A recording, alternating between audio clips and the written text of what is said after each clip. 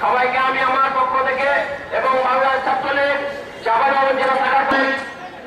senior নেতৃবৃন্দ আছেন, তারা আপনাদেরকে স্বাধীনতার পরে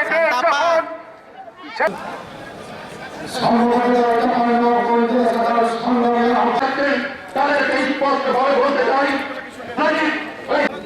তাদের কাছে আমাদের অনুরোধ, তারা সকলে সারিবদ্ধ হয়ে যখন দেখলেন ওই সরকার থেকে বিরোধী দল সব আজকে 4 দিন থেকে আবেদন করছে, যারা যে অঞ্চলে বোমাবাজি করে এতে আমাদের মা বোনদের